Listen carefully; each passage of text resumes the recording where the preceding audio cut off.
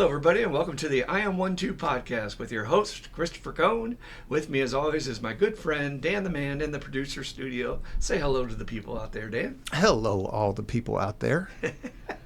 We're in for a very special episode today. You may notice that we have a guest, and we want to do this periodically to bring in people from recovery to share their experience of being exposed to the steps, having the results that we talk about every podcast that you're thinking, these guys are making this up. No, we're not. This is some miracle stuff happening in people's lives. And so I'm very excited to have our good friend April in the studio with us today. Welcome, April. We're so glad you're here. I'm excited to be here. I am totally excited. As soon as we agreed to do this, and I was just been excited waiting to get in here because April is one of the people that came to us in our program when we opened up the 12 Steps to Everyone. And in Louisville, we have this program. We're going to call it I Am 1-2, but when we started out, it was called 12 Step Spiritual Recovery. TSSR, that's right. We wanted to make it available for everybody. And when Dan and I first started, the big question was, would this work for more average people? I mean, the addicts or alcoholics have a lot of desperation on their behind to make them do the work.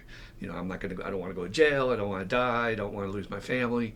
And so, you know, we were wondering, would the people with lesser intense issues, even though they're intense to them, not taking anything away from that, have the will to do the work? Because it does take some work to do. You've got to be committed to do the actual full 12 steps. And April has, and she's had miracles happen in her life. And to see her grow and expand and develop just warms my heart beyond measure, because my goal for this podcast, if you're just joining us for the first time today, is we want to spread the message of recovery to everyone. Our world is hurting out there. We all agree that everybody is sick, and they're not as happy as they should be. And we have all these blessings in this country, and all we do is sit around bitch. Something's wrong with us. We have more wealth and material possessions and gifts than ever in the history of mankind, and all we do is sit around and complain and moan and bitch and get on social media. So that's a sickness, and recovery is all about how can I find my own path to find my way out of that and to start to align my truth with what's happening in my life. And to do that, you usually have to go in and do the steps, which is to do your inventory, find out what your patterns are and what your history was in your family. And then after that, you can just sort of chart your own course. And I won't steal any thunder from April, but later in the podcast, she may share what she shared with us about this new development she got to do recently. And again, that would not have happened were it not for recovery. Am I correct? No, not at all. Astonishing, right? Yes. So, and it's almost like you barely recognize yourself in recovery. It's like, really? I was able to do that? Look at me. I wasn't, me? So, all right. So, to get right into it, we like to ask in general, just where did you grow up? Tell us a little bit about your family system and maybe some things that happened for you as a child. And did you grow up in another country or something? Is that what it is? I actually was born in Fayetteville, North Carolina, and then we moved right away to Germany. And I lived there for 3 years until I was 3. And then my parents divorced, and I lived with my father for a little bit, and then moved to Ohio to be with my mom. What part of Germany? I don't remember. You were going to ask me that, and I forgot. Like Dan always says, if I knew I was going to need to remember things, I would have written it down. Do you remember it being pretty, though? Because that's what I hear everybody says. The only thing I remember about it is my father forcing me to go to Catholic elementary stuff. That's what I remember. It was the nuns, and I remember them being very mean, and so that's the only thing I remember. And me sitting in the living room with my headphones on and taking my dad's headphones and listening to music. Those are the things I remember. Like, one extreme to the other. Was he into like jazz or classical, or was it? He was into like classical rock and sweet. Yeah, I love that kind of stuff. I'm very eclectic when it comes to music. This is a woman who knows her classics, folks. Yes, Learn I do. There's kids out there in my group. I'll say the Beatles, and they'll be who? Who? Can you believe that? Beatles are one of my favorites. I can't believe nobody knows who the Beatles are. But we're getting old. What are we gonna do? It's all right. So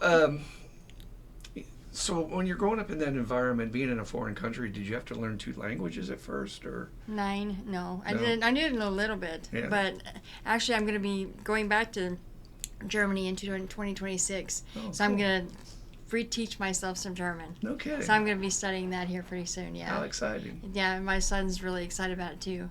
Oh, right. What part are you going to I have a friend that lives there. Oh, and cool. we're going to go over with her. She goes back once a year, stays a month to be with her family. So we're going to go with her, stay for a couple weeks, and then Thomas and I'll fly back. Thomas is my son.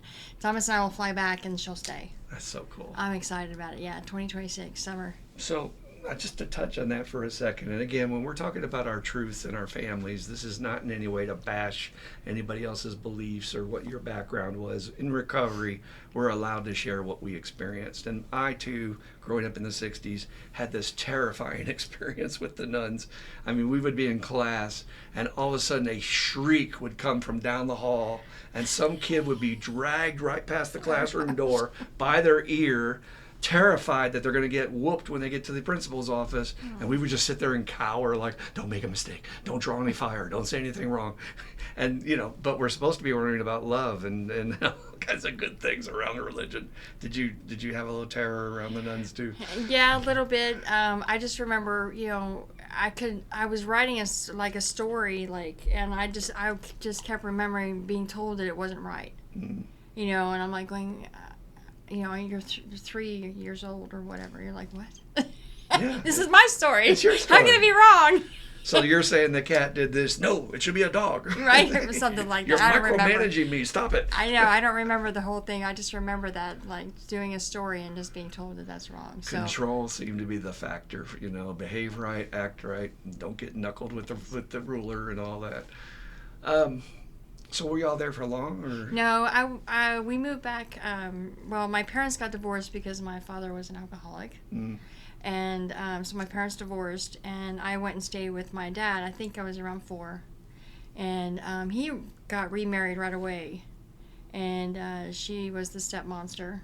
And oh, really? So she didn't want me there. So my mom also got remarried, and she stayed with her. So I moved in with her, and then, so. Do you remember your first memory of being aware that your dad might have had a drinking problem? No, I honestly didn't know until I was told when I was much later, because my dad was a sweetheart. He was one of the sweet drunks. He just actually, when he would drink, it would be above and beyond. Mr. Nice Guy. So I had no idea. I really didn't. Were you an only child, or did you? No, I have a half brother. My mom married her first husband. She had my brother, and then her second husband, she had me.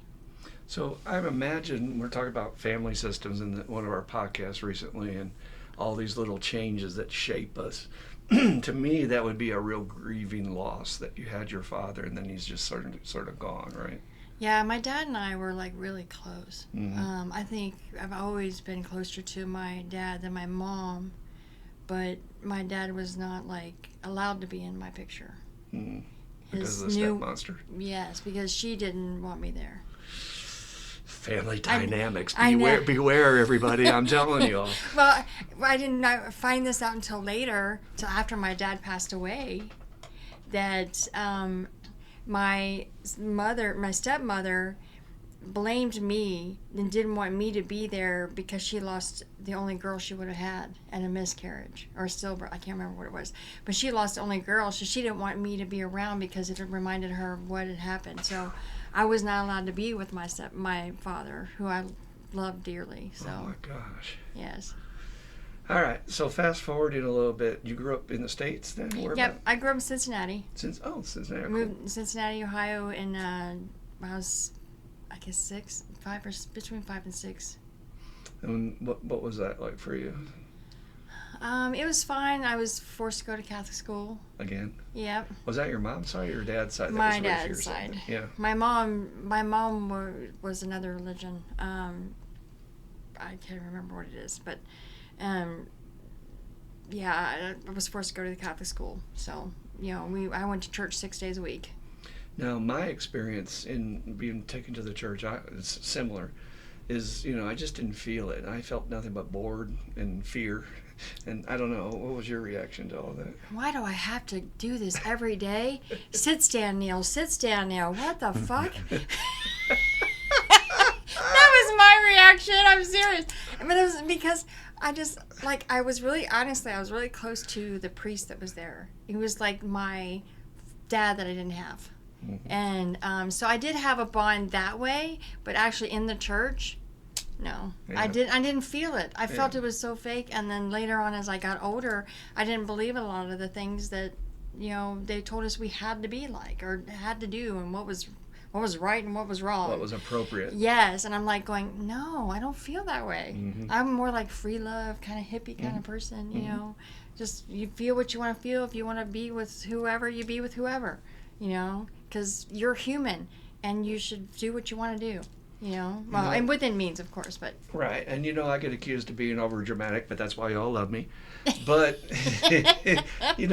I say that that's the crime committed on humanity, because to me, I see you as a spirit that came into this child's body that was ready to sow seeds of love. You wanted to be that person who was going to be accepting, compassionate. You didn't need all the dogma. You didn't need all that doctrine. You didn't need all that extra garbage. You were just ready to love and be a good person. And then they tried to force you in this little box, which ruined your own spirituality.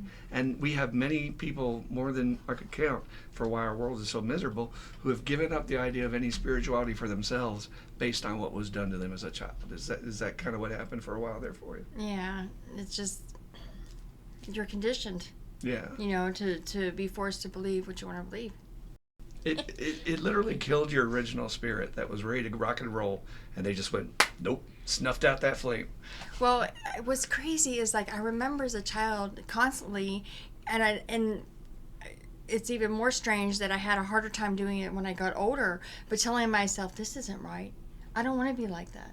I don't, no, don't listen. But then I found myself later in life, because I was constantly told all the negative, that's how I should think, so it's even though I kept telling myself when I was younger, I came to believe that later in life, so it's harder for me to get back out of it. There's that internal conflict between what you're being told the way it's supposed to do, but your heart is going in a different direction. When you're constantly being told you're ugly, you're a piece of shit, you'll never amount to anything, you're never gonna, you can't do this, you can't do that. I call it the apostrophe T syndrome.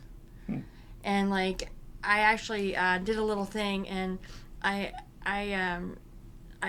had Thomas for a whole week not use any words with apostrophe T. You can't, shouldn't, couldn't, wouldn't, don't. We don't use those words. Thomas, think of something else. He goes, Mom, this is after a couple days. Mom, this is really hard. I said, it is. But if you do it, the more you do it, the easier it is. And then it came in the second week, he said, I don't do that anymore, Mom. How awesome that you could teach him that. And the way you rattled that off on the can't, shouldn't, wouldn't, couldn't, don't. You just went, blah, blah, blah. I was like, I love it. What a great mantra to teach him at such a young age. Because what are those? Those are limiting words. Yeah. Your soul, your heart wants to go in a direction, try a new thing, and that don't, shouldn't, not acceptable, can't. Because that was pounded. Those apostrophe T's were pounded into me as a child growing up. And all the time. Not, when I bring this word up to my patients, they're always resistant because it's such a tough term to wrap your head around. But, would you consider that abusive in a way, the way it shaped your future life? To teach a child that? Absolutely. Yeah. Oh, yeah. And again, we're not blaming anyone. We're not trying to say they're at fault, but in different circumstances, and you have been brought up by different people, your whole path might have been differently without that extra burden of can't, don't, won't, shouldn't, whatever. And you know what? You're right. But at the same time, I look back and say, well, would I want to do it over again? No. But am I glad? Yes. Because it now made me who I am today. Yeah. I'm... Because you found your way to the other side of recovery. Yes, that's People right. who have not gotten there yet are still going, I don't know if I want to do that. Yes, well, that's true. That's true. Absolutely. So, everything in my life's path happened for reason, for where it brought me to today. I agree 100%. I wouldn't change it, but I certainly wouldn't want to go back and do it again. No, I would not want all the abuse. Thank you. He was like, would you like to go back and be 13 again? Are you kidding? Who wants to be 13 again and not know yourself and all those mistakes we made? Right. All right, so let's fast forward. You graduated high school, okay, and everything? Mm-hmm. Okay. Did you go to work right after that, or did you get married, or what happened? Actually, I started working at the age of 12. Mm. My first job was a paper route. Second job was a busser at the Sovereign Restaurant in Price Hill. And I loved it. So, and I've been working ever since. That's a part of your, it fed your soul, it made you feel good to be productive, And bringing your own money. Oh, no, it got me out of the house. Got me out of the house. Another great thing about dysfunctional families is they'll make you productive just to get out of the house. I like that. No, I did actually was brought me like, I think something I was telling you earlier, like I was making a lot of money and I was saving my money. My mom actually, helped me open up a bank account, and then like, I'm like saving money and I'm like so excited. And then one day I went to the bank to deposit money and it was gone. Oh, no. And I was just like, I realized this lately because I was doing some EMDR therapy that was my trigger and my start of my anxiety around money and wanting to spend money, because I was like, oh my God, am I going to have this money? Maybe I should buy it now. Maybe I should do this now. And I didn't realize that till recently. And that was like a huge trigger. I'm like, oh my God, I realized that. And like, so now I tell myself, it's my money. Nobody else has an attachment to it. It's not going anywhere. I don't need to spend it. And just for the sake of 12-step recovery, how many years did it take till you finally got that awakening? Several, right? Well, yeah, I'm 51, so. Right. So this is what we're saying. A, it's hopeful. No matter how old you are, you can change and get these awakenings. But, at the end of the 12 steps, they say you get this grand spiritual awakening. It's about all of your awakenings all along the way. Right. Not realizing you've been asleep to your own truths. Mm-hmm. Not realizing it was right in front of your face. But it took a sponsor to point it out to you and went, oh, I see the connection. And that makes total sense. Someone who has maybe an overspending issue, having that insecurity that the money's not going to be there unless I spend it, it's not going to be mine. That makes total sense that you would, want to defend that. Right. Yeah. Exactly. Yeah. So, but, I mean, all that money, and you felt like you were set, and it just got pulled out from under you. Yeah, and I asked her, she said that she needed it, and I'm just like, oh, okay. What do you do when your mom says she needs money? I mean, you can tell her no?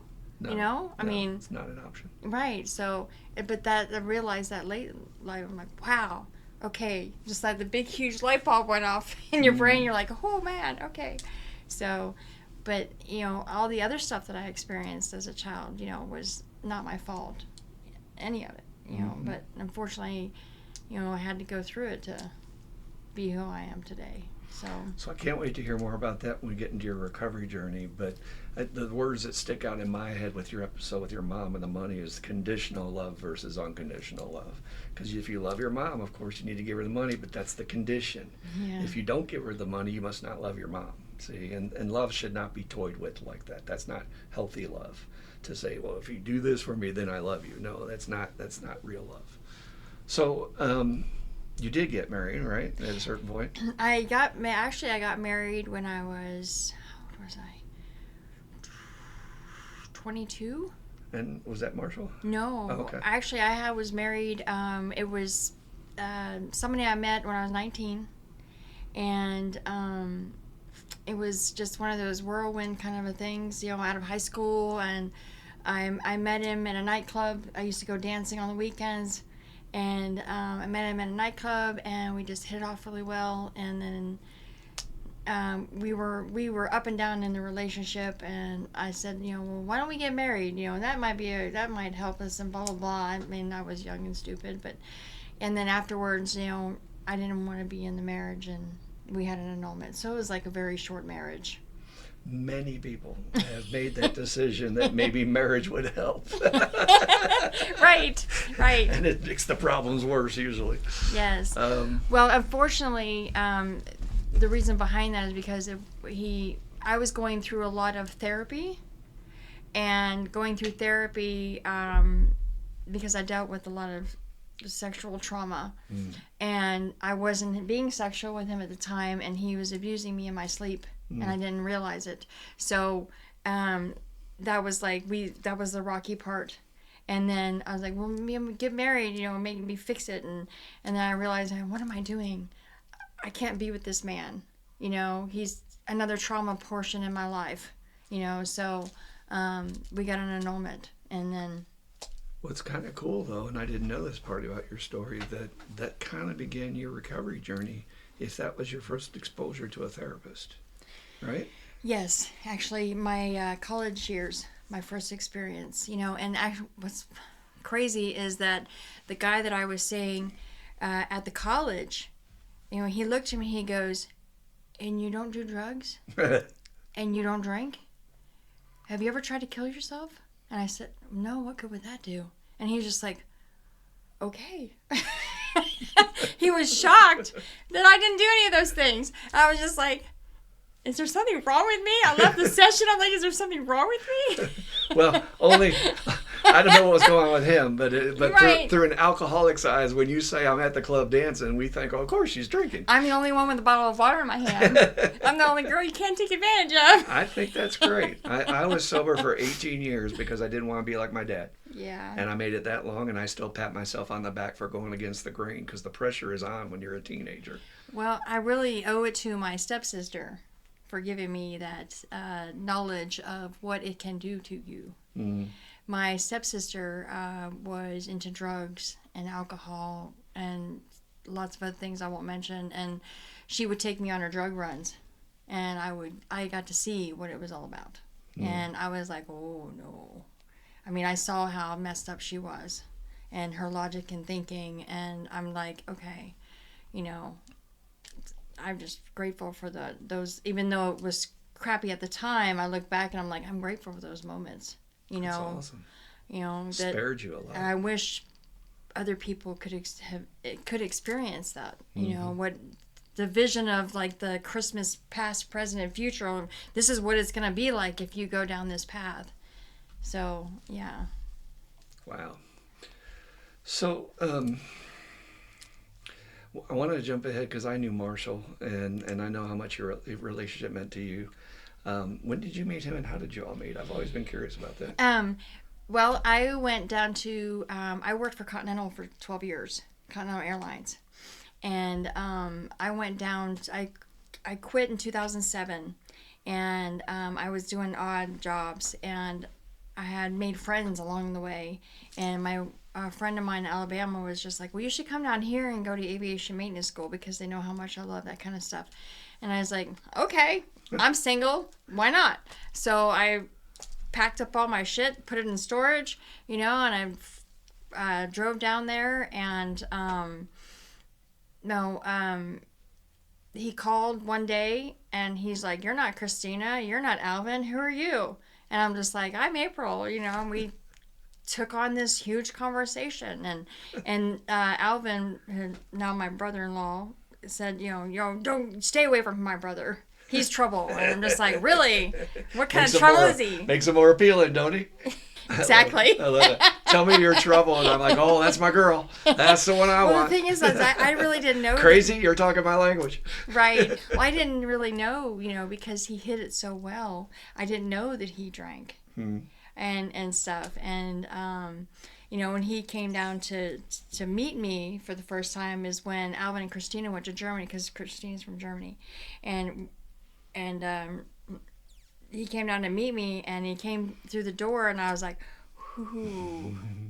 I was like, how many have you had on the way? And he was like, because he reeked. And I was like, and so we had that conversation, because he stayed with me for a weekend. And I was like, I'm not telling you what to do. I said, but if you want to be in this together, I can't handle that. So I'm sorry, I can't do it. So I set up that boundary, and he was like, okay. And he put it down for like 8 months. Oh, great. And he must have really loved you. Yes.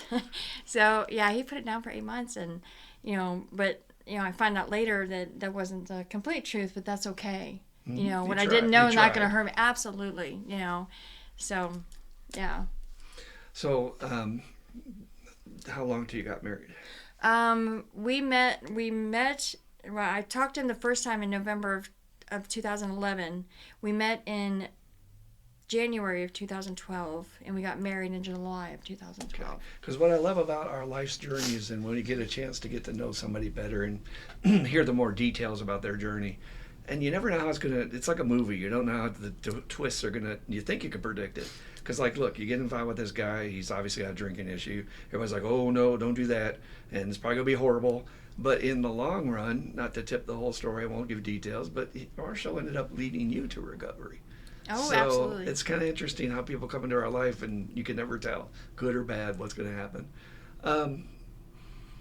So just to talk about his journey a little bit, let's honor Marshall about, what was his journey to find recovery and how bad did it get for him? It got really bad. He hit bottom in 2018, July of 2018. And I mean, it started a little bit before then, but it was just got to the point where, he started missing work, which he never did, and he got hurt and lost his cell phone, and it wasn't just on the weekends anymore. It was, I mean, even though he drank during the week, he didn't get drunk until the weekends, and it wasn't that anymore. It was all the time, And you had a front row seat for all of and that. I had a front row seat. Yep. And basically, I took Thomas to his mom's. Mm-hmm. We actually, because my son was diagnosed with autism in 2016, and he had problems. He wasn't speaking, nonverbal, and he started speaking, but he was having troubles. So they said, well, let's get his frenulum clipped, which is the little thing right here under your tongue. And so Marshall this was an appointment I made. It was like months in advance, and Marshall was supposed to go with me, and that was like when he hit his bottom. And I basically locked him in the basement, and because he came home at like 3:00 in the morning, and drunk off his ass. I don't know, he shouldn't have been driving, but. And I locked the door, and he goes, I got to piss. I said, well, you can go outside. So I locked in the basement, and I didn't realize everything till afterwards. But, we were supposed to go that morning. I mean, he came out at 3:00 in the morning, and, I got Thomas up. I got Thomas ready. We're getting ready to leave. He goes, I need to go. And I said, you're not going. I said, you're going to stay home. I said, we'll be fine. So I took him by myself. It was an awful experience. I really, it was one of those moments where I really wish he would have been there, because Thomas, needed him. So, but that was like the start of it, his downward spiral. And, after that I took Thomas to his mom's, and, I stayed with her for a couple of days, but I came home when Thomas is in school therapy, and I told Marshall, I said, you have a choice. I love you very much, but it's either the alcohol or us. And I left him with that, and my brother-in-law intervened, and Jimmy, he was awesome. He was one of the guys that Marshall looked up to, so I knew he'd listen to him. So we got him to the hospital, and they were like, we don't even know how this guy, I mean, he hadn't had a drink in hours. And they're like, we don't even know how this guy's standing here. He's had so much alcohol in his system. And, so it was bad. And he finally got help. It's extraordinary how much the human body can tolerate and still function. And not only just function, but, then my patients come to group, and they're reporting symptoms in their early detox, and they think they've got something else, or they think there's something else wrong with them. I say, dude, do you realize how much stuff you've been putting in your body that doesn't belong there? And the last person I said that to went, oh. Like they didn't even thought about it. And then it made them feel like they weren't, like I'm not going crazy, like it was a relief. And it's like, yes, anybody out there in early recovery, you can get better if you stop. But Lordy, the amounts, just this number of stuff we're putting in our body, we shouldn't still be alive. Yeah, he had broken his clavicle.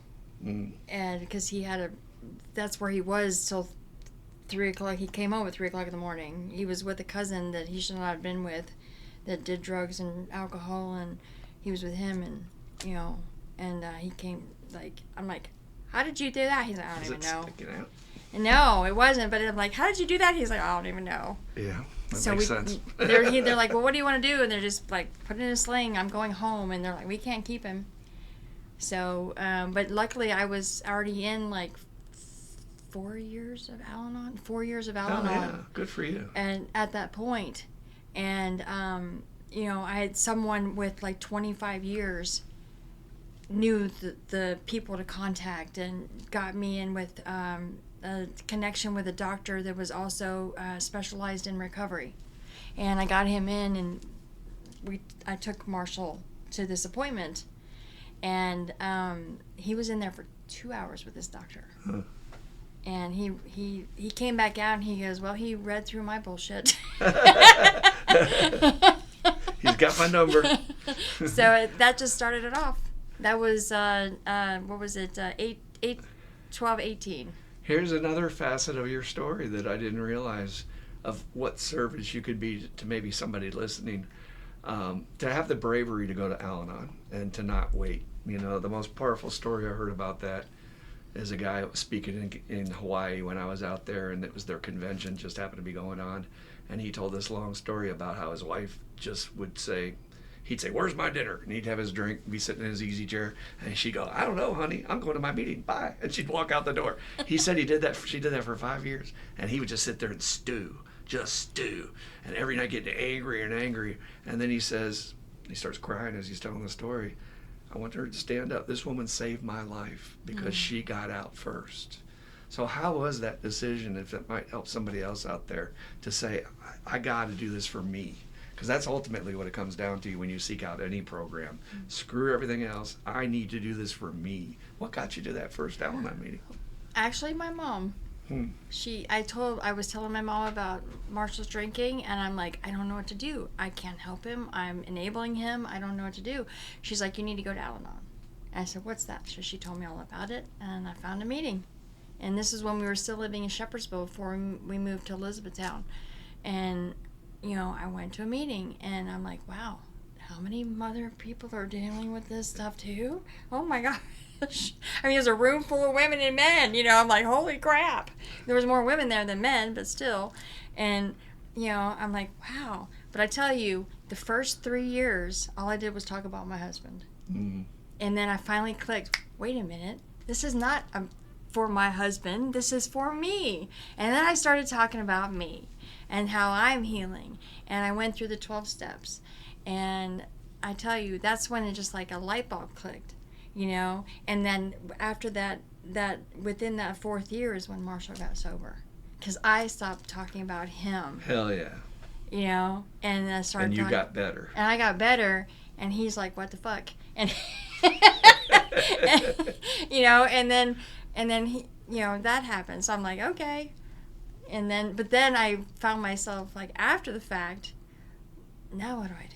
Yeah. Because then he got sober, like, now what do I do? Mm-hmm. You know, even though I was in recovery and I was doing better, then it was kind of like it just went like a 360. Like, okay, now I kind of feel like where I was before, you know, he got sober, you know, or before I got, you know, the juice or whatever. And I'm like, okay, so now I had to do some more healing. So I'm like, that's what started even more. And then Marshall found the Spiritual Underground group, and then brought me into TSSR. He's like, you got to do this. And of course I was fighting it. All right, pause on this because this is a major change in your story, but I want to back up and talk about your first experience of I Am One Too.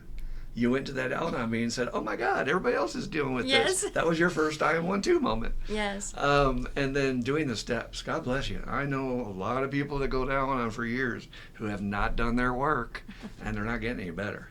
And when you go to Al-Anon, that's for the friends and families of, if you know anybody in your life that's an alcoholic or an addict, you are welcome. It's really about relationships. It's about yourself and your own healing.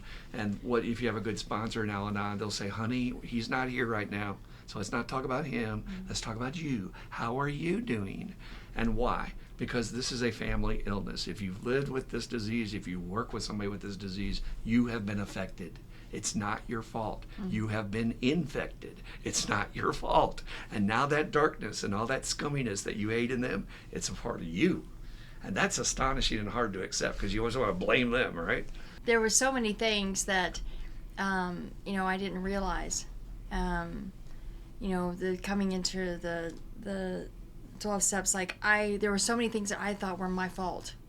Like I did this, and then I realized after doing the 12 steps and working the 12 steps, I'm like, that wasn't my fault. I was like, oh my God, that wasn't my fault. I didn't do that. I was programmed to do that. Holy crap. I was like, oh my God. Wow. Okay. And what a burden just to get that off your back of beating myself up.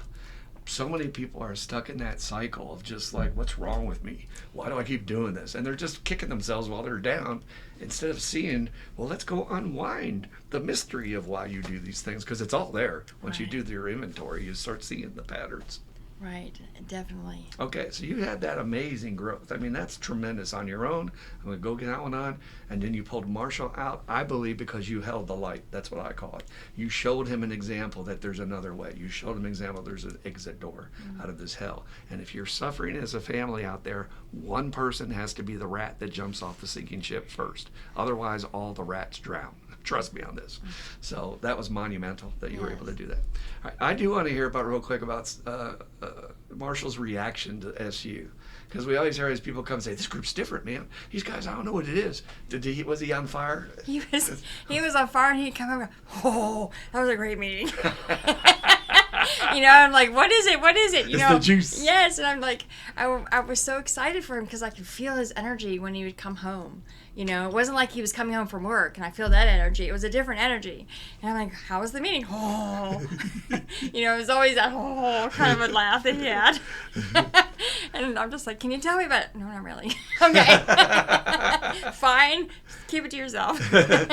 So, but I mean, he did share some things, it was like, oh, just so-and-so brought a juicy story. I mean, he wouldn't tell me what the story was or whatever, but he just showed the moments. I mean, the nights that he couldn't go, I could tell how it would affect him. Like, I mean, he really needed those meetings, and it wasn't like the meetings we had in Elizabethtown. It was just total different level. I mean, it was like high energy. And how did he find us? Actually, Mark, his friend, that's right, sponsor, Mark. Bischoff. Yeah. Bishop. Yeah. Bishop. Sorry. Mark found the meeting because he was listening to Dan's podcast. Mark found the podcast on his own, just out of the blue, and then started listening and heard about the invitation to come to this men's meeting and got interested and popped in. Yep. And he's like, you gotta come to this meeting. You gotta come to this. He's like, I'm going to this meeting in Louisville. It's with Mark. It's this place, blah, blah, blah. I'm like, okay. All right. And anytime Marshall would ever come to me and say, I want to do this, I want to do that, I'm like, okay, go, do it. I never held back from him from anything because I know what it felt like to be told no. So it's like, he's in recovery, he's on fire, let's go. Do it. Perfect. That's called supportive. Yeah. That's the opposite of what I was talking about in the episode on family systems, where they seem to be sabotaging you. You recognize that he's making an effort. So even if he's screwy, even if he's not doing it perfectly, we're going to support his effort, and that gets people sober, for sure. Absolutely. It's like, because I wanted that too, and I could just tell the difference, definitely. So when did it come to your attention? It was 2019 that we started these meetings. It's called 12-Step Spiritual Recovery. We're going to call it I Am 1-2, because I'm doing a redo on the book for everybody. Should be out hopefully before Christmas. Yay. Yeah, I know. It's a lot of work. I'm excited. I've been telling people about it. You got to get this book. It's coming out soon. I'm in the final edit, and that's the worst part because you have to every T, every dot, every period's in place. How did you become aware of it, and how did that come to your attention? Well, Marshall was doing the work, and he got your book, and he's like, look at this, and I'm like, oh boy. And then here's a phone book, read it. And I was like, are you sure? And he's like, oh no, you gotta do it. And I was actually being stubborn about it. I really was. I'm like, no, because he wanted me to do it. Yeah. No, I don't want to do it. No, you go ahead. And then I started seeing the change, and I was like, okay, I'll try it. And then he was like, well, I want to start a meeting in Hodgenville. I'm like, okay. Then that's what got me. I was like, okay, let's do that. And then that's when I started. That was 7/6 of 19. Hell 7/6/19. I remember that. That was great to go down for y'all's first meeting. So that was my first. That was our first meeting outside the city of Louisville. That was very exciting. So that was actually my date, 7/6/12. I'm 19. Sorry, 7/6/19. Very cool. And you're almost an old timer. I am. Yeah, for real. Just had my 5 years. And after 5 years, you're pretty well secure in your recovery. I'd say that's good stuff.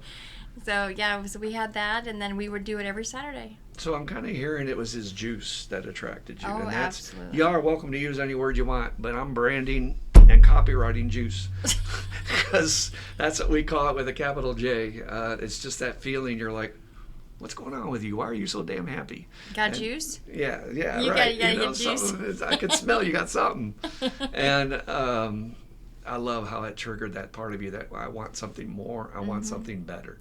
That's the gift. That is a gift. That means you're ready for something new and you're willing when you want to see more and better. Yes, I was a little hesitant at first just because I didn't know anything about it, but I saw the change in him, and I'm just like, wow, okay, let's do this. And then I started coming to the meetings at the church and Louisville on Thursday nights. Which was a drive for you guys, so extra credit for doing that.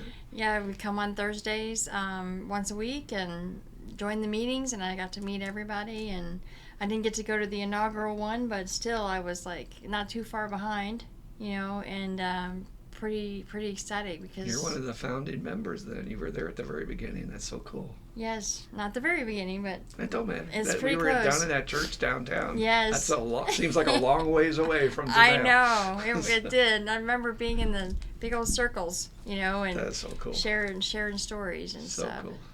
So we take the approach in 12-step recovery that you identify for yourself what your issues are, what you want to work on, but it's all the same solution. It's the steps. So did you identify right away with having an issue that you felt like you really needed to address, or how did you define yourself at that time? Well, I actually thought I was okay, going into the meeting. A normal person? Yes, and I was putting my hand up to be a sponsor because I was doing that in the Al-Anon meetings. I mean, I thought that's what I was supposed to do until I realized one day I'm like, no, I still got a lot of work to do. And then it came, because it was so new, it came to finding a sponsor and doing the steps, and, then I got Dan to be my sponsor. Hell yeah. And worked out pretty good, right? The best decision ever, I mean, so many people are like, oh, you should never have a man, or a man do a woman, be a sponsor to a woman, or a woman to man, whatever, but I related back then more with men, just because of authority figure, but more so just like because men are more to the point. A lot of the aspects. Can be. So, I related a lot with Dan. I felt him easy to talk to, and just, was really helped me along in my recovery. I mean, I owe everything. I mean, it's awesome. So, just for anybody that's brand new, there's a tradition in the program, and it actually works the best if females work with females and males work with males. The only exception being if you're gay. You may have some trauma in your background with another male, so it might be where to work with a female. There are exceptions. But we were in a position with our group, we did not have any strong female sponsors yet.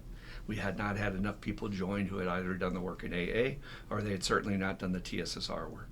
So Dan and I said, you know what, we're just trying to help people. Let's just do this, because these people are asking for help, and I'll be damned if I want to turn them away when somebody's ready to do the steps. You got to get them while they're ready to do it. Right. And it worked out just fine. We started building, and now you all have this tremendously strong women's group on Tuesday nights. Oh, absolutely. That's on Zoom that you can find. I'll tell you later. But I'm so proud of y'all. Y'all have a dynamite program on Tuesday night. I love the meetings. I don't like missing the meetings. Yeah. Yeah. So as you're going along and you're digging, the whole process of the steps is that peeling of the onion. Mm-hmm. I'm going to take off another layer of my walls and my defenses and my protections that I don't want to feel those feelings. And ultimately it comes down to what we talked about in the trauma episode, is what happened to you. All that stuff that's just not healed, your unfinished business, your resentments. When did you become aware, maybe, because you've already done therapy, so I know you're aware, but you're doing your steps, and certainly it probably started coming up in the step 4, right? Yeah. Your history and all that jazz. Well, I mean, I always knew the way that I was treated, younger was not the way to be treated. Mm-hmm. Just because I saw like model families, just, the perfect family. And I'm just like, well, I can't have that, and I never did. I mean, I was doing everything I could not to go home at night. I working, whatever, stay late at school, sports, whatever I could do, So, I mean, I always knew there was something different, especially since I could never have any friends over, and I was very limited on anything I could do. So I knew it younger, but the hard part about that connection is, as we're an adult, you're a very capable person, obviously. Had met several different careers. I'm a very capable person. I can get shit done. So when somebody's going to present to me that stuff that happened so long ago is now showing up in your adult life, my intellect just resists that, because I'm like, what do you mean? I know myself. I know what I'm doing. Don't tell me I'm not aware of what I'm doing. Did you have some aha moments in the 4th and 5th step that really started saying, oh my gosh, that's still present in my life? Because that's what trauma is. I jokingly call it the gift that keeps on giving, right? Right. Well, in the beginning, I've like overthought everything, but then getting into the 4th and 5th step, or the 4th step and stuff, that I realized, wow, I'm still holding on to all this stuff. Mm-hmm. I really want to get rid of it, but how do I get rid of it? And it's like, well, continue. Keep going, doing your work, right? Yeah, exactly. So, and it was some deep stuff, a lot of deep stuff. Mm-hmm. And it was hard to get rid of it, just writing letters, burning letters, and all that stuff. So all the little tools we have along the way. Yeah. My approach is, I don't know if you completely ever get rid of it, right? It's part of your soul's journey. It's embedded so deep in the fibers and cells, what we understand trauma to do to a person today. Mm-hmm. But I can get to a place where it doesn't dominate my choices and it doesn't affect my relationships. And if anybody looked at me from the outside, they'd have no idea that I went through all those things. Yeah. And I believe you've totally reached that point through the steps, right? Absolutely. Yeah. What's that feel like? Because did you have doubts it was going to even work for you, or? Well, of course. I would expect anybody to have doubts in the beginning, especially. I know that there's always someone that's worse than you, that's gone through more than you, but for what I went through, just like, wow, am I really going to be able to let all this stuff go? Okay, you say so, I guess I'll follow and see how it works. Mm-hmm. And I still amaze myself today, just by how I can let things go. It's that blind faith in the process that your sponsor's saying, as Dan does, come here, I got you. It's just okay. You're not going to slip. Take that next step. Right. And your mind is going, it's not okay. I don't feel okay, and this is not safe. And then we want to analyze the process too. That's called looking in the oven when the cake is still baking. You're like, is it going? Is it bit? Oh, is it? Am I getting sober? Is this working? It's like, stop, dude. Just do these simple kindergarten level tools. And it works. The whole process works. It's not just one part of it. You just do the whole car wash, and then you come out with that new cleaning spirit. Clean spirit that doesn't feel dirty, doesn't feel polluted with all that stuff that happened to you. Absolutely. So, what's your recovery been like in terms of sponsoring other people, having new opportunities come your way? Because I don't know of anything else. I said this in the last podcast we filmed. You verify this from your experience. I have not found anything on earth that is as effective and powerful to change your life's path in such a short time as the 12 steps. If you do it with a qualified sponsor, it takes 4 to 6 months depending on your motivation to get your assignments done. And after 6 months, you have a whole new life. And it's like, how did this happen? Right. And opportunities come your way. Higher power throws you all these things that you never knew you could do before. What's your experience been in terms of a game changer, as I call it, for the steps? I feel like I'm just open to so much more, that, things that I would not have thought that I could do. Because I don't hold on to things anymore. I don't worry anymore. I mean, you have concerns, but you don't sit there and fester. To me, worrying is festering on something you have no control over. And I've been designated the queen of letting go. And that, Really? yes. That's awesome. Who said that first? I don't remember who it was, but they're like, April's the queen of letting go. Just ask her; she'll tell you how to do. I'm like, I don't even know how to tell you to do it because you got to learn it yourself. Have you done your step work yet? Well, it's a lot easier to let stuff go if my trash can is empty. Yes. If I'm still carrying all that stuff from my past, I cannot let it go. I mean, Sorry. I used to be the hugest worrier, the hugest, everything. I could not give anything away. It was all right here. But yeah, so I'm designated the queen of letting go, and I've actually been told, okay, you've mastered that, so now you need to tell where to go after that. I'm like, I'm working on it. I'm working on where to tell it to go. Would that take a form of like, go to hell? No, putting it into a positive spin. Oh, okay. Like if there's something really you can't control, say, okay, well, how can I control it? Is it really something I can control? Well, what can I do next? To make it even better.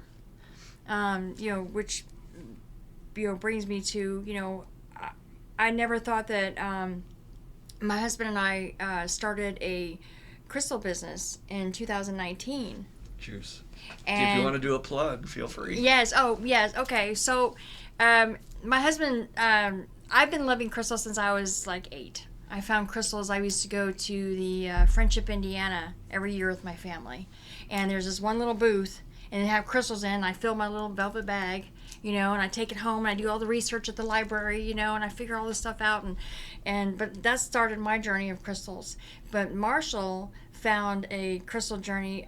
His crystal journey started with Shane had a fluorite sphere at a meeting, and Marshall was like, "What's that?" And he was drawn to it, and he's like, whoa, so that's what started it, and he just started buying more and more and more. And we met Shelly and Mark from Akashic Awareness in E-Town, and they were like, you really need to do this more, Marshall, you're really good at this. So he's like, okay, so we started the business. And it was more him first because I was being stubborn. I was like, no, you do it. It's his idea. I'm not doing this. Right. There's a theme here. Right. So you have a little bit of an alcoholic in you because that's the way we are. It's like, no, if it's your idea, I'm definitely not doing it. It's got to be my idea. So I'm just like, but because he never came to me, and honestly, it was because he never came to me and asked me, would you do this with me? He just said, I want to start a business. Okay, start a business. I never said no. He never invited you. He never invited me. So he finally came to me one day, and he said, I can't do this by myself. I would love it if you would do it with me. And I said, okay, I would love to do it with you too, but who's going to help me do everything else? And he's just like, well, I'll help you do everything else. Well, that never happened, but that's okay. Because the business thrived. We were like yin and yang working together in the business. It was just like, wow. So a plug is what is the business? Where to find you? Yes. So the business is Druzy Does It, and I actually have a website. So druzydoesit.com, DRUZYDOESIT.com. So DRUZY does it. Druzy does it. Just like crystal, if you see a little indentation in a crystal, it's called a VUG, V-U-G. And inside that crystal sometimes can be these little sparkly things, and that's called Druzy. No kidding. Yeah, so inside there, and then the does it came from the AA phrase, easy does it. Nice. My husband came up with that. So, Druzy does it. Easy does it. The juice in the crystal, which we would call higher power does it. That's right. Like Higher power does it. That's awesome. Yes. So, and I have carried it on. No, go on. It's fine. Well, what's the science of crystals? Because a lot of people don't understand. And I love nothing more than to sponsor a dude like Shane.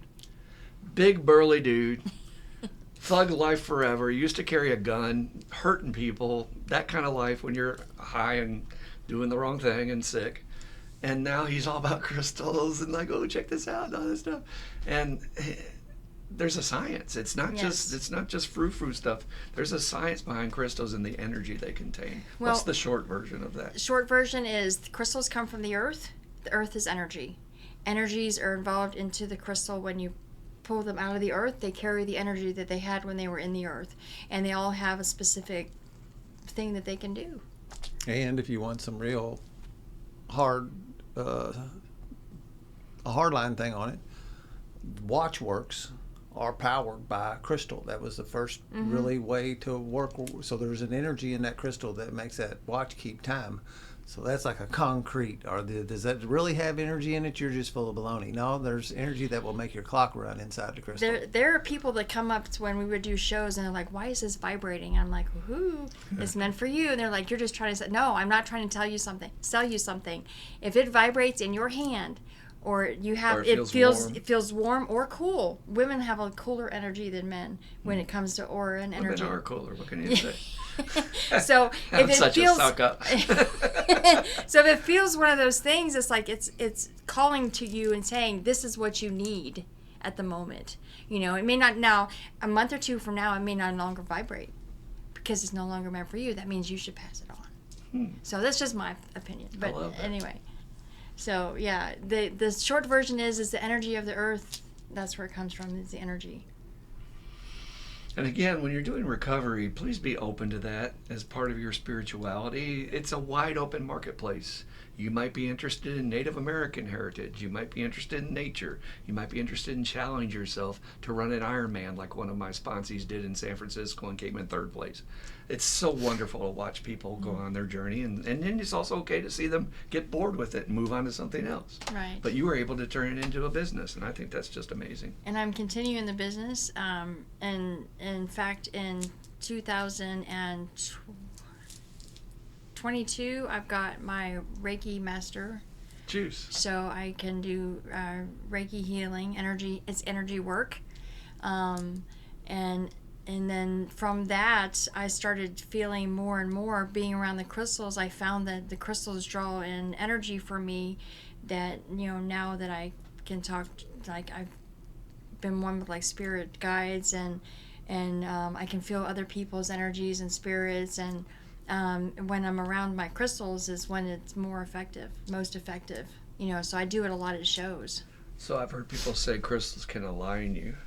Your chakras and stuff, so maybe you're able to use those gifts because you can align yourself with that energy there. Yes, I do. When I do my Reiki work and my energy work and stuff like that, I use crystals. Yeah, and I'm always, you know, people come up to me and they'll say, hey, I've got this, you know, I can tell there's something going on. I'm like, what's going on with you? You know, and they'll openly tell me, you know, something going on with them. I'm like, you know, this is telling me you need this, and they may not see it at that very moment. But usually I will give them the crystal because I have a wide variety of tumbles and stuff. So I will give them the crystal and I'll say, okay, take it with you. They're like, are you sure? Yes. You know, don't say no to a gift. You're breaking the cycle. You know, say no to a gift. And, you know, I give it to them and then they'll come back to me at the next show. Oh my God, I needed that so bad. I didn't realize it. Jeez. So yeah, I'm just like, okay, good. I'm glad it worked out. When we talk about recovery and that definition in the dictionary, which is to go back and reclaim that which has been lost. There's the full circle there, that you started out with that spirit that wanted to be hippy-dippy girl and love the world and do spiritual, wonderful things, got squashed, got, you know, suffocated. And this world will do that to you, folks, if you don't do your work to free yourself. And you don't even realize you're held in that cage. All you know is I hate my job and I'm depressed every morning and I don't want to get out of bed. That's because you're not on your right path. And now, look at you, giving out crystals. Here you go. Let me refine your energy, do a little Reiki, blah, blah, blah. And I couldn't be better than that, right? Well, I look back and, like, now that I've experienced this energy and the way that I can, you know, help other people more, you know, not just with recovery work, but also with crystals and energy work, I look back at my life and I'm like, I've had this since I was a kid. And it was just, like you said, squashed and not been able to come out full force because of all the negativity in my life. In fact, right before Marshall had passed away, I had a reading from an astrologer. And she, you know, they take your date of birth and your time you were born and your name, and they do a big astrology thing. And she told me one of the things was that you are no longer going to have negative people in your life. You are no longer going to have anyone that's going to hold you back. she said that your healing work, and she told me that this, like, it was around my hands. She said, your healing work is going to go very far. And I was like, that's awesome. I was excited. A translation, what my old speech teacher Mary would have said is, you've broken the cycle. You've paid the karma. You've shifted the energy enough within you that lesson has been learned, and there's no need to go through that again of having negative people in your life. Right.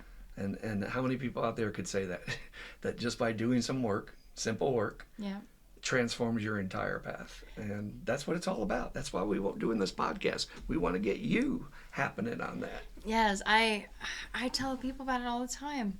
You know, but they all go 12 steps. Well, they would rather sit in their bullshit than do the work, and it's like, you know what? But do you want what I have?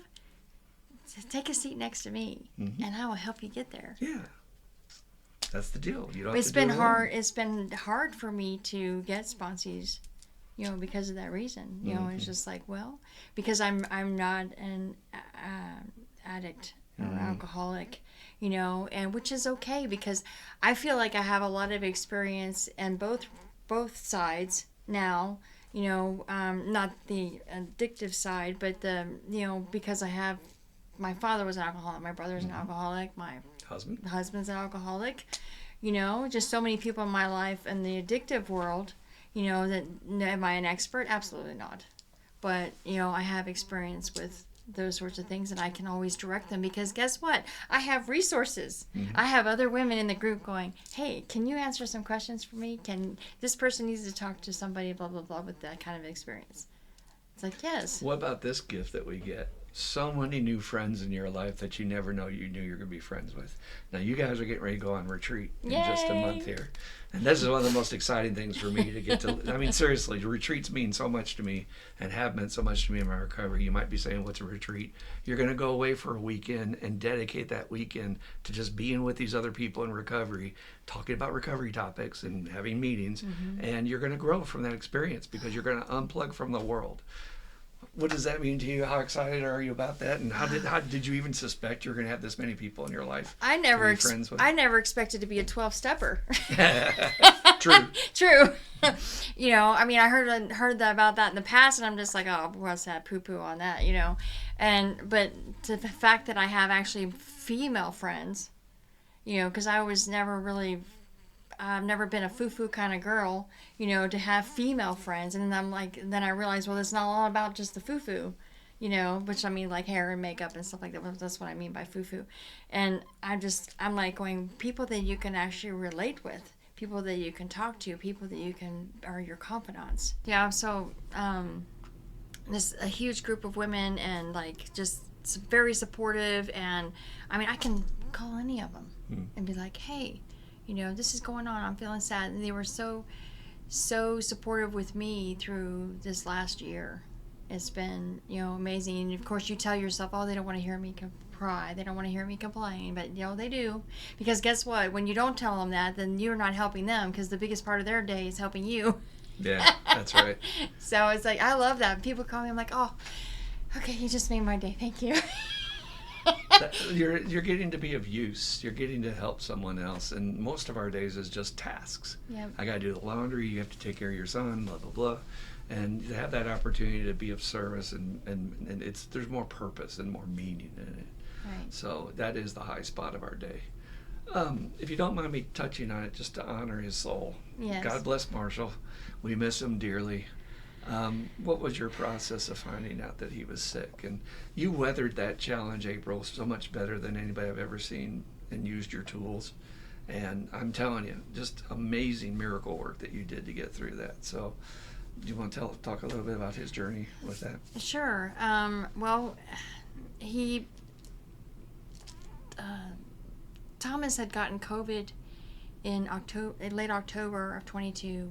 And then I got it at the beginning of November of 22. I caught it from him. And Marshall was home, and he was having these pains. And he'd been having back pain for quite a while. Of course, most men that I'm familiar with don't like going to the doctor. So he would never go to the doctor. I kept telling him, honey, you need to go get to the doctor. Why don't you just go to the chiropractor? You know, he never went. And and he was having this horrible back pain, and then all of a sudden this lump came up on his leg, and I was like, honey, I said, that don't look so good, you know. And he went to the doctor, and the doctor kind of blew it off, just said, oh, you just whatever. And I said, do they do any blood work? Honey, you need to have them do blood work. Well, what's blood work? Well, you can check for things you don't think about, you know. And so he finally got he went to so many doctors, and so many doctors blew him off because it was like not an emergency, or I mean, it was an awful process. I mean, and just to have Marshall come home and say, I'm so frustrated because nobody would listen to me, you know. I'm just like, somebody will, we'll figure it out. And he finally got his doctor, can you please do an x-ray of my back, something's going on. And so finally got the doctor to get him an x-ray, and it came back. They called him the same day after the x-ray. The doctor said, you know, you have metastatic spinal cancer. And we're like, what? So we sat there for a minute. I'm like, okay. You know, I never took it on. I was just like, what do you want to do? You know? So he finally got like more scans. We finally had a PET scan. Oh my God. It was black almost everywhere, besides his throat and his brain. It was like, holy shit. You know, I was just in the mode of, well, what do you want to do? Let's get it done.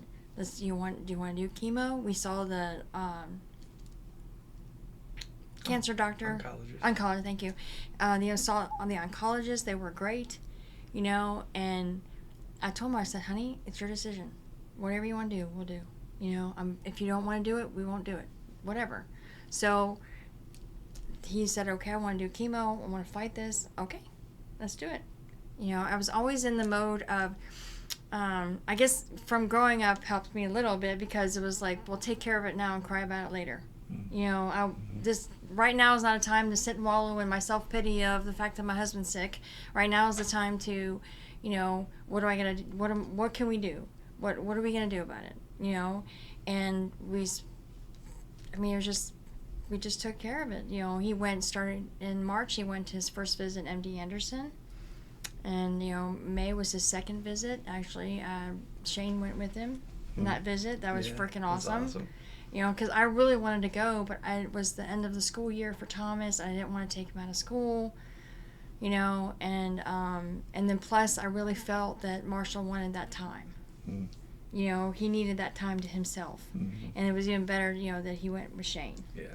And that was really special. God bless Shane. He was wheeling him around the wheelchair and getting him where he needed to be, and that's what we do for each other in recovery. We suit up and show up for each other. It's an amazing story. Yeah, Shane actually came and helped us with some things around the house. I think it was in March or May or something, like April, something like that, and we were really grateful to him for helping us get some stuff done. So, but yeah, and what's crazy is like I did have a little anger, because, you know, hospice was supposed to be there to help with the process of the final days, and I was on the phone for most of those days fighting to get medication. You know, I'm just like, I just want to spend time with my husband, you know, because I knew it was coming. And, you know, but it's like, whatever you want, what do you need, you know? I mean, I was the only one being able to administer the medications, and because that's what I've been doing the whole time, taking care of things, you know? And it was just, one thing I can say, that Marshall never complained. I never complained. I mean, he had his moments of sadness, but he never complained, you know? I mean, just never. It was really like powerful to be able to be there with him. And I feel like because we went to the hospital the last time, and we found out that because he was having a lot of pains, and we found out that he had broken his spine. His spine had finally broken. The cancer had finally broken his spine. And he's like, I'm never going to walk again. You know, it was like, okay, what do we do now? And they're like, and then they came in and said, you need hospice to step in. And So it was hard. And just spending that time with him in his final days. And, you know, his mom was there, his brother was there, which I won't go into that, but,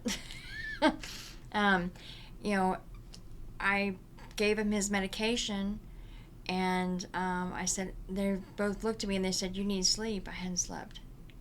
And I'm just like, I'm fine. They're like, no, you need, I mean, his brother is very forceful. He'd been drinking, you know, and saying, you know, and I said, okay, all right, fine.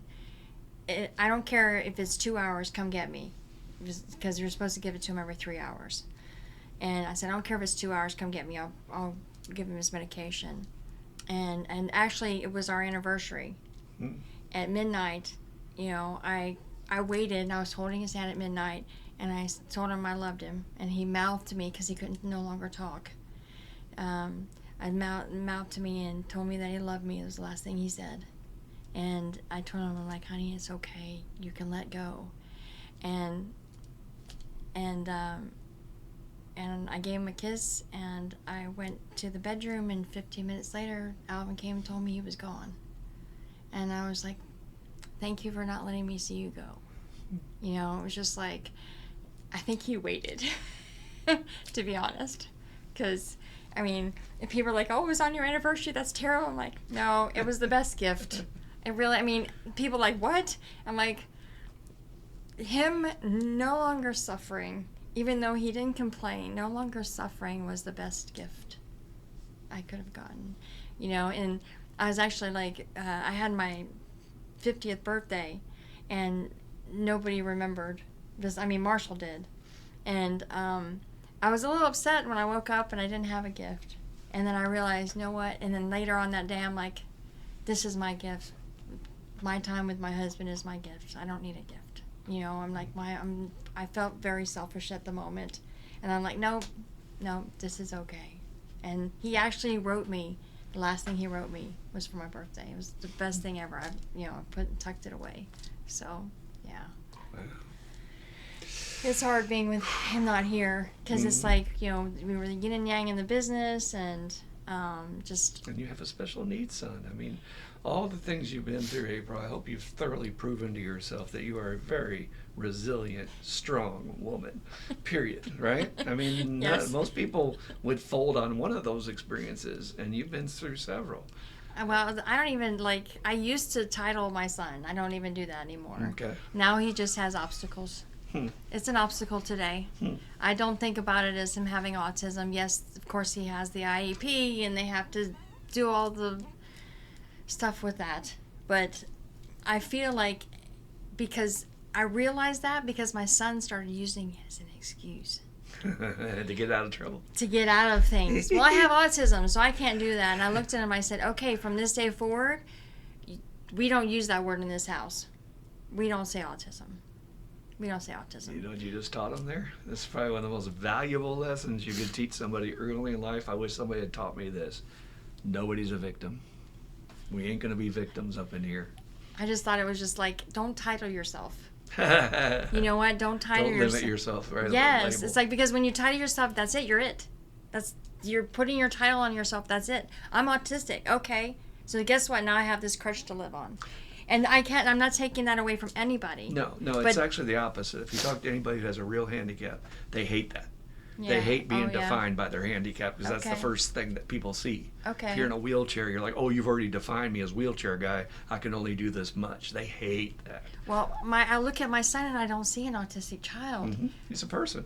He's a person. And let me tell you, this child is freaking phenomenal. Yeah. He is amazing. Incredibly intelligent. He remembers everything he reads. He's just like his dad. You know, because I have a hard time with it. Marshall was the only one that could do that. I mean, he would come up with things. I'm like, where did you learn? No, I read it years ago. Oh my gosh, okay. How do you know these things? How do you remember these things? I can't remember what I read a minute ago. That's his gifts. He's got other gifts besides the handicap. Yes, exactly. So, now I want to get Dan in the conversation here, but before that, just real quick. Again, it's funny how if we'll go through life and sort of align with the flow, and you agreed to go to DSSR, and then you agreed to get a sponsor and do the work, I don't know if you could have been there for him in the same way. And it was like it was always meant to be. He needed you. You were his angel during his final days. And I've been told that. Yeah. I'm like, okay. I'm just like, I loved him very much. I was always his biggest supporter. I don't know. I just wanted to show him that continuously, just because of how much I love. What's crazy is like when we were first married, I loved him very much, but I always wished he'd stop drinking. Mm-hmm. Or I loved him very much, or I wanted him to not work so much, or what. There was always something there. And then when we became into like sobriety and then recovery for me, and then the business, it was kind of like it all worked together. And then there was just like a shift, because when he started the business is when I had cancer, when I had thyroid cancer, and that was my shift. That was when I started to learn to let go. I don't know if you remember that. It was like it didn't bother me. Everybody else was more worried about it than I was, and I'm like, it's okay. I don't know why. I just feel like it is. It's gonna be okay. And it was. It still is. It's like I can't explain it. It's just there was this just shift in the universe in my world, and that's when it started. I can actually explain it. To me, that is what the spiritual awakening is that if you will go through this process, you will have your own personal experiences to show you the depth and reality of this higher power, that it is really there for us. It's not a construct. It's not in a book. And then the more experiences I have of that, the more I'll trust it. And so that's what real recovery is that feeling that, you know what, it may suck right now, and yeah, shit's going to happen, but it's going to be okay. And even if I passed away, it's okay, because that's my journey. It's what's supposed to happen. And you're not in control anymore. You don't have to like have your fists all over everything trying to micromanage it. That's true recovery, April. That's the result of your work. Okay. Yeah. Well, that makes sense. And it's such a more peaceful way to live. You know how many people are freaking out about the election and shit? I'm like, whatever, dude. It is September 5th. We got a long way till then. I ain't even worried about stuff like that. I don't watch the news. I don't watch TV. I mean, and people are like, you're crazy. How do you keep up? I'm like, I have friends that tell me stuff. You hear it anyway. You'll see it online. You'll see it on social media. You'll see it eventually. I'm not one of those. If it's really important and somebody's invading, you're going to hear about it. Right. Well, and I don't like. I'm not one of those people that share my life story on social media. I share about crystals. Boom. I share about crystals. Keep that private. I share about the positive stuff going on, and that's rare. I'm not one of those people that constantly has to be on social media. Oh, I did this today. Have you seen this? Do you know this positive quote? Do you this blah, blah, blah, blah. I had a good BM today. Right, and I'm just like, I just don't. I read comments sometimes when I get on a site just from an article, and I'm like, I just hate this trivial. Everybody's got their agenda and their axe to grind, and it's like it has nothing to do with the article. They're just grinding their axes.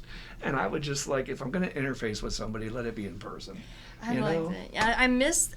We're missing that as a society. We're missing the interaction into each other. We're behind a screen all day. Well, part of that's they don't have meetings to go to, which is why we're trying to change that. That is one of the major supports. If you have a home group, at least once a week you're going to be there in person.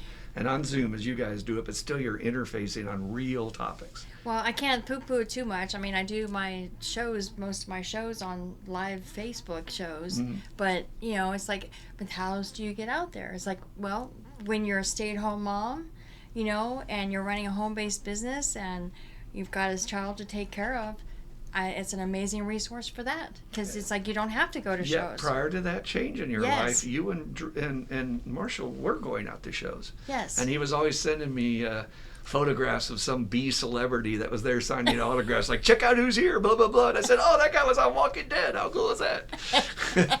I'm doing that show next month. I'm excited. Yes. Hell yeah. Where is that located? Scarefest in Lexington. Scarefest in Lexington. Yes, it's no longer called the Rupp Arena. I know it as the Rupp Arena. I don't know what it's called now, but it's there at the Rupp Arena. And I'm pretty excited about it. It's a 3-day show, Friday, Saturday, and Sunday. And luckily, one of the ladies from my group is helping me. I'm excited about that. She gets to experience that. She loves Halloween. I love Halloween. What's the dates? The third weekend in October. Mm-hmm. I'd have to look it up. But they can look it up online. Yeah, Scarefest. yeah, it's Scarefest. So do they have celebrities come in for that? This list this year is huge. Is it? I'm excited. Yes, they had. Damn, if y'all have Bruce Campbell coming from The Evil Dead, I might have to go see it. But they I can't. His name is escaping me. The guy from Jaws. Oh yeah. He was there last year. It was freaking awesome, and I missed it because Marshall and I did the first 2 years when we started doing this business. We went the first 2 years, and we promised ourselves, because it seemed to fall on Thomas's birthday weekend. We're like, we're not missing Thomas's birthday weekend anymore. If it falls on his birthday, we're not going. So 2022 was the first one, and then 2023, of course, I wasn't going to go then. So this is the first year it's not on his birthday. I'm like, hell yeah. Oh, yeah, that's awesome. So I do want to get Dan in here because Dan had the honor to guide you through this process. And I've been front row seat to your growth and development and what these tools can do. But to be right there day by day, isn't it? It's just miracle stuff. And we can say that word and people just go roll their eyes, whatever, guys. But I'll let you speak to see how far April has come from when you first met her. It is a miracle, nothing short of it. The same way that like you forget who you are, like who you were. I'm a little bit detached from the old Dan. I've known the new April long enough that I'm almost detached from how April was when she first got here. But she was a future teller, and tended to be knew what was going to happen, could tell and was latched onto that. Carrying a whole lot of trauma for sure. And in a testament to the tools that we had to scratch around pretty deep in the bottom of the toolbox on some things and use multiple tools to get some of these things to lift and get some relief on them. But it all worked, and I still remember, I struggle with people all the time doing their amends. And April still is the only person that I can positively say at the end of the work she had done all of her amends. Hell yeah, major accomplishment. And people get a lot of relief from doing most of them and doing the big ones and doing all that kind of stuff. But I've only had one sponsee out of quite a few to be able to say they had done all their amends. And there's this thoroughly word that's used in the big book, and April certainly did this in a thorough manner, and the proof's in the pudding, and it's the stuff that she's gone through, because I was along the ride for the thyroid cancer issue, and of course with Marshall the whole way, and to watch her walk through these things with grace, and to continue to watch how she raises her son. All this stuff is just miracle stuff, and it's world changing stuff too, because there's impact on other people, and out into the crystal world, and doing intuitive readings and Reiki and doing all this stuff to reach out to others to use her wonderful energy to help other people heal. That's what this thing's all about. And it's been nothing but, I'll admit, sponsoring women wasn't something I necessarily wanted to do. But it was on our hearts to get this mission out, and I got a lot of I got a lot of perspective that I would not have gotten if it wasn't for having April in my life. There's a whole lot of things that I, as we say in the book, you're helping me more than I'm helping you. Truly is what happened here, and I love her and proud of her, and I just can't say enough good things about her. Thank you, Dan. Well, I want to add my thanks for being one of the pioneers who showed us that this could work. For beyond the rooms of addicts and alcoholics, compulsive gamblers, all those standards, and now you have that story. Eventually, you're going to get that right person. That we need to expand our program as we're planning to do with the I Am 1-2. It's going to sit one day with somebody. It's going to happen. It's going to happen. No doubt. I'm one of those people I'm going to talk to about it and be like, "You want this? Sit next to me. Come on, let's go." I always say the prayer, God, send me a juicy sponsee. Yeah, I do. I keep asking. It'll get there eventually. God's time, not ours. It may not start out that way, but it'll get there eventually, like you said. So anything else you would like to say to anybody out there who's dealing with their past trauma or just life? I think about your journey you went through with the medical system. Look, I'm on the front lines of that, working in a hospital, but also hearing, dealing with insurance companies and all that crap. But my patients trying to get the care they need, and we're the most pitiful, they're not going to give you help people on earth, the addicts and alcoholics, right? And so navigating those systems makes you sick. that bureaucracy and that it's not right, and they're denying claims and they're not giving him his meds. You just want to pull your hair out. And then we go through that stuff every day, folks, and you just think, oh, well, it sucks, but it's life. No, it's making you sick. It's part of what's making you sick is this world we've made that makes no sense, that a man who's dying can't get his meds. That makes no sense at all to anybody. So anything you would say to a newcomer to invite them to just check it out. Check out these 12 steps. Maybe come see you all at the women's meeting if you want to invite them to do that. Anything like that? I would say that, through these 12 steps and everything that I've learned, that the majority of everything is not within it's not something that I have control over. The world is not in my control. The only thing that I have control of is what I'm doing right now. And for me, I stay in the thought process of right now is the most important moment that I'm going to have today. Right now, experiencing this with everybody. And through the 12 steps, it helped me do that. I don't think that I would be able to be in the moment. During this whole time, I've been focused on this conversation. I am not thinking about the fact that, and I'm just thinking about it now, than the fact that when I'm leaving here today, I'm going to go home, my son's going to be asleep, and I get to take care of things, and blah, blah, blah. I don't think about my to-do list. It's okay, I've got something to do. I'm going to stay in this moment right now, and I owe that to my recovery. I owe that to the 12 steps and the process, as well as healing. I mean, who doesn't want to heal? Who doesn't want to get rid of their past and focus on, the good and the future? And it's it can be so much better. You just got to be willing and able to do the work. Yeah, that open-mindedness. Yes. And also that fighting the ego that, as you said, oh, I'm going to be a 12-stepper. Oh, these 12 steps. Yes. We all have preconceptions. And as they say, do not condemn things till you thoroughly investigate them. That's the height of ignorance when you're saying, oh, that's bullshit. I had a guy recently who was trying to tell us that forever, and I get it, as I was like this too. I just thought meditation was a bunch of bullshit and there's a fad. I'm meanwhile, hundreds of millions of people have been practicing it for hundreds of centuries, and it's helped a lot of people on the earth, but you're the one person who's going to stand up and say it's bullshit. the arrogance, right, of the ego that we would do that. But I see myself in that person. I did the same exact thing. So, again, guys, we want to have more episodes like this. We're going to bring a lot of friends on here to share their true stories of what the steps did for them. I can't say enough about you, April. I love you to death. You're freaking awesome. You're an inspiration and everything you do for your son, Thomas. And God bless Marshall. His spirit is still with us. He gets a shout out on his birthday at our meetings. And I don't know. I'm honored to know you. And thanks for everything you do for our program and to help everybody else. Well, without you, I wouldn't have been able to do the 12-step spiritual recovery. I'm honored. I'm deeply honored. So thank you so much. You're welcome. All right. Well, we like to end the podcast the same way we usually end a lot of meetings, with the Serenity Prayer. So if you all would like to join me and the prayer, God, grant me the serenity to accept the things I cannot change, the courage to change the things I can, and the wisdom to know the difference. Just for today. Keep coming back. It works if you work it, and you die if you don't. Woo! Just a little fun at the end there for you, folks. April and I and Dan love you. Take care of yourself. Come back and see us. Thanks. That was rocking. You rocked it off the microphone.